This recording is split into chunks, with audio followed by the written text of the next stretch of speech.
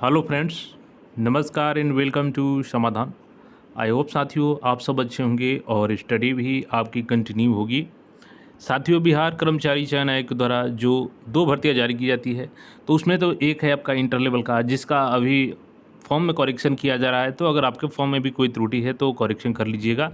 कल ही इसके regarding notification आया था, तो हमने अपडेट किया था। नहीं देखे हैं तो उस वीडियो को देख लीजिए। दूसरा, जो अपकमिंग भर्ती के लिए आप लोग लगातार इंतजार कर रहे थे कि बीएसएससी सीजीएल 4 भर्ती का नोटिफिकेशन कब आएगा। साथ ही साथ कुछ अभ्यर्थी तो इतना परेशान थे कि वो लोग बोल रहे हैं कि भर्ती आएगी भी या नहीं आएगी। तो देखिए, बिल्कुल भर्ती यहाँ पे बहुत जल्द यहाँ पे नोटिफिकेशन आपके बीच में जारी होगी और इसी को लेकर के आज सचिवालय में बैठक होगा, कल भी बैठक होगा। प्रॉपर उसका नोटिफिकेशन भी हम लोग देखेंगे, जो नोटिफिकेशन जारी किया गया है। तो जो लाखों अभ्यर्थी तैयारी कर रहे हैं और कहीं ना कहीं उनका सपना होता है, क्योंकि यहाँ पे जो ओएमआर बेस्ड टेस्ट लिया जाता है, प्री चाहे मेंस दोनों यहाँ पे ऑब्जेक्टिव टेस्ट लिया जाता है। तो ऑब्जेक्टिव टेस्ट देकर के आपको लेवल 7 का अधिकारी बनने का मौका मिलता है। इसलिए सबका सपना होता है कि सचिवालय का जॉब जरूर प्राप्त करें। तो यहाँ पे अगर आप भी एएसओ का सपना लिए हैं तो आप सबके लिए खुशखबरी है कि भर्ती बहुत जल्द आएगी। और आइए यहाँ पे सबसे पहले हम लोग नोटिफिकेशन की बात कर लेते हैं, जो कल ही जारी किया गया है। यहाँ पे अब जो कल नोटिस जारी किया गया है अधियाचना को लेकर के, यहाँ पे देखेंगे तो हम लोग इसको समझने की कोशिश करते हैं। जो भी सीजीएल 4 अभ्यर्थी है उस वीडियो को जरूर देखिएगा। यहाँ पे देखेंगे तो सामान्य प्रशासन विभाग बिहार सरकार का है, प्रेषक में है रजनीश कुमार, सरकार के संयुक्त सचिव हैं। और सेवा में देखेंगे तो लिखा गया है यहाँ पे आपका सभी अपर मुख्य सचिव, प्रधान सचिव, सचिव बिहार पटना। और विषय में क्या है, तो विषय में यहाँ पे देख सकते हैं विभिन्न विभागों द्वारा अधियाचना प्रेषण के क्रम में उत्पन्न हो रही कठिनाइयों के निराकरण हेतु कार्यशाला आयोजित करने के संबंध में।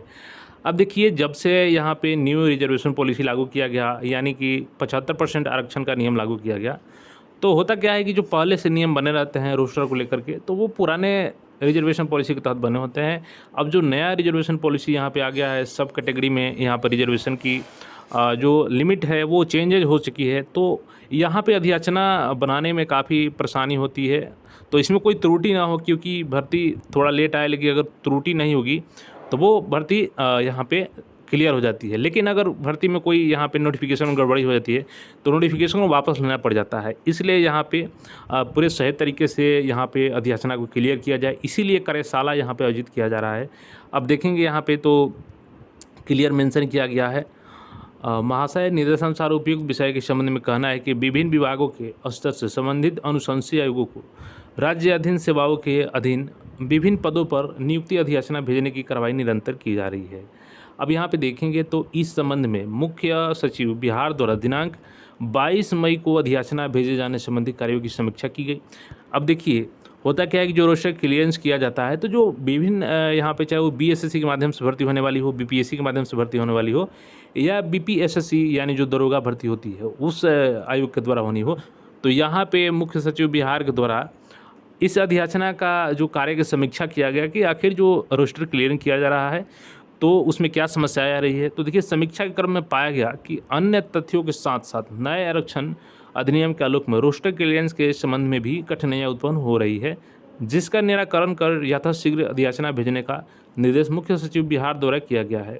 तो वहाँ पर उन्होंने देखी क्या क्या कमी है और कहाँ पे दिक्कतें आ रही हैं रोस्टर क्लियरेंस में। चूँकि देखिए, अब बिहार सीजीएल की बात करें साथियों, तो इसमें केवल ये नहीं है कि केवल आपका एएसओ का पोस्ट है, इसके अलावा आपका यूडीसी का भी पोस्ट होता है, अन्य डिपार्टमेंट से। चूँकि 45 प्लस डिपार्टमेंट है यहाँ पे बिहार सरकार का, और वहाँ पे आपका चाहे वो एएसओ हो या यूडीसी हो, सबकी पोस्टिंग की जाती है। तो 45 प्लस विभागों से यहाँ पे अलग अलग उनका पदों की संख्या होता है, और रोस्टर का नियम भी सभी पदों पे यहाँ पे 75% के अनुसार लागू किया गया है। तो उसमें जो कठिनाइयाँ आ रही है उसको लेकर के समीक्षा किया गया। अब यहाँ पे देखेंगे नोटिस, अब यहाँ पे देखेंगे जिस रिजर्वेशन पॉलिसी की बात की जा रही है वो यहाँ पे 22/11 को जारी किया गया था नोटिफिकेशन। और इसके अनुसार क्या था कि आपका जो अनुसूचित जाति हैं, यानी एससी को 20% आरक्षण सीमा यहाँ पे कर दिया गया, एसटी का 2% यहाँ पे देखेंगे, अत्यंत पिछड़ा वर्ग का 25% कर दिया गया, और पिछड़ा वर्ग का 18% कर दिया गया, और जो ईडब्ल्यूएस का 10% जारी था उसको कंटिन्यू रखा गया। यानी कि यहाँ पे जो 75% रिजर्वेशन पॉलिसी हो गई वो बढ़कर के हो गई लिमिट रिजर्वेशन की, और 25% जनरल से सीटें हैं। हालांकि जो जनरल सीटें होती है उसमें अगर आप चाहे ओबीसी से हो, एससी एसटी से हो, अगर आप नंबर जनरल के कट ऑफ क्लियर करते हैं तो वहाँ से आपका उसमें सिलेक्शन हो जाता है। तो ये यहाँ पे जारी किया गया था और इसी के अनुसार यहाँ पे रोस्टर क्लियरेंस करने को बोला गया था और 35% जो महिलाओं का क्षैतिज आरक्षण है उसको कंटिन्यू रखा गया। हालांकि जो अलग से ओबीसी महिलाओं को आरक्षण दिया जाता था उसको इसमें समाप्त कर दिया गया। तो इसके लिए आप लोग अपना डॉक्यूमेंट्स तैयार रखेंगे। अब जो कल का नोटिस है उसको फिर से यहाँ पे एक बार देखते हैं। अब यहाँ पे देखेंगे तो जो कल का नोटिस है इसमें है कि उक्त के आलोक में मुख्य सचिवालय स्थित, यानी जो सचिवालय है यहाँ पे आपका, उसके स्थित सभागार में दिनांक 30/5 यानी आज के डेट में 30 मई को 2024 को और 31 मई 2024 को, यानी दोनों दिन आज भी बैठक का आयोजन किया गया और कल भी बैठक का आयोजन किया जाएगा, को उपलब्ध रिक्तियों के विरुद्ध रोस्टर गठित करने एवं अंतिम रूप से अधियाचना प्रेषित करने के बिंदु पर विचार करने हेतु एक बैठक का आयोजन किया गया है जिसका शेड्यूल निम्नांकित है। अब देखिए यहाँ पे जो अलग अलग डिपार्टमेंट से वैकेंसी, चूँकि 45+ डिपार्टमेंट से वैकेंसी आएगी आपकी, तो उसमें आपका एएसओ का पोस्ट हो गया, उसके बाद से आपका यूडीसी का पोस्ट हो गया, ये सभी। इसके अलावा उद्योग विस्तार पदाधिकारी होते हैं, तो जहाँ भी जितने भी सीटें खाली होंगी उसमें देखा जाएगा कि आपका जनरल में कितने सीटें खाली हैं, ओबीसी कितनी है, एससी एसटी कितनी है, यानी जो न्यू रिजर्वेशन पॉलिसी है वो पूरा तरीके से इम्प्लीमेंट किया जाएगा और उसके अनुसार यहाँ पर रोस्टर क्लियरेंस करना है। तो जो कमी दिखाई दी मुख्य सचिव को और उसी के यहाँ पे सुधार के लिए जो बैठक रखा गया है, जैसे कि 30/5/2024 आज सुबह 10:30 बजे से यहाँ पे देखेंगे तो मीटिंग था मुख्य सचिवालय परिसर में और सभी विभाग एवं सरदार पटेल भवन स्थित सभी विभाग को यहाँ पे अटैच किया गया था। जो दूसरा नंबर पॉइंट है कि दिनांक 31/5 यानी कल भी मीटिंग रखा गया है।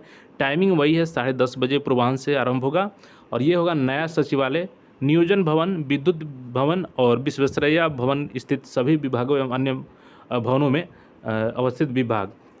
अब यहाँ पे देखेंगे तो उपयुक्त के आलोक में अनुरोध है कि अपने विभाग से संबंधित नोडल पदाधिकारी, वरीय पदाधिकारी सहित एक स्थापना के जानकार पदाधिकारी कर्मी को अधियाचना भेजे जाने संबंधी अभिलेख के साथ इस कार्यालय में भाग लेने हेतु प्रतिनियुक्त करते हुए नियत समय पर उपस्थित रहने का निर्देश देने की कृपा किया जाए। अब जो अधिकारी रोस्टर क्लियरेंस की जानकारी रखते हैं यहाँ पे, चूँकि उसमें कितने पोस्ट हैं किसी भी डिपार्टमेंट के, तो वो अधिकारी अपने डिपार्टमेंट के उस अधिकारी को भेजेंगे इस मीटिंग में और वो जानकारी लेंगे कैसे इम्प्लीमेंट करना है और जो भी कमी आ रही है रोस्टर क्लियरेंस करने में, जहाँ पे त्रुटि आ रही है जिस डिपार्टमेंट की, वो लोग अपने त्रुटि में सुधार करेंगे और अधियाचना शीघ्र यहाँ पे प्रकाशित किया जाए। इसको लेकर के तत्पर है यहाँ पे सचिवालय विभाग और पूरी तरीके से यहाँ पे अब देखेंगे तो नीचे जो मेंशन किया गया है कि 31/5 को होगा और मुख्य यहाँ पे सचिव बिहार सरकार कार्य पदाधिकारी, ये देखेंगे यहाँ पे तो मेंशन किया गया है और यहाँ पर नीचे साइन है, देखेंगे 27 को साइन किया गया था, 27 मई को सरकार के संयुक्त सचिव के द्वारा और इसको प्रेषित किया गया था। तो बहुत जल्द यहाँ पे वैकेंसी आप सबके बीच में होगी, चूँकि इलेक्शन भी अब लास्ट 1 जून को ख़त्म हो जाएगा और 4 जून को काउंटिंग हो जाएगी। तो आप सब तैयारी अच्छे से करें क्योंकि काउंटडाउन शुरू हो चुका है CGL 4 भर्ती को लेकर के और बिल्कुल ये भर्ती आप सबके बीच में होगी। तो देखिए, अगर आप तैयारी नहीं करते हैं तो उस समय पछतावा होगा कि काश हम तैयारी कर लिए होते। तो ये जो काश वाला शब्द है इसको ख़त्म कर दीजिए और अभी से तैयारी में लग जाइए। जो सिलेबस है इसका आपका 50 रीजनिंग पूछता है, 25 मैथ पूछता है, 25 साइंस, यहाँ से 100 क्वेश्चन हो गए और 50 जनरल अवेयरनेस जिसमें हिस्ट्री, ज्योग्राफी, पॉलिटी, इकोनॉमिक्स और बिहार स्पेशल भी क्वेश्चन रहता है। साथ ही साथ करंट अफेयर से भी क्वेश्चन पूछे जाते हैं। तो इसको ध्यान में रखते हुए तैयारी करें। अगर कोई क्वेरी है तो क्वेरी कमेंट करके पूछ सकते हैं और चैनल पर नए हैं तो चैनल को जरूर सब्सक्राइब करके जुड़ जाएं।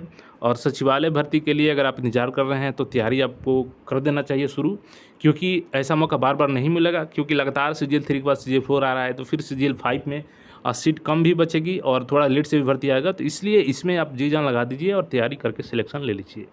उम्मीद है आप लोग अच्छे से तैयारी करेंगे। फिर मिलेंगे नए अपडेट में। धन्यवाद।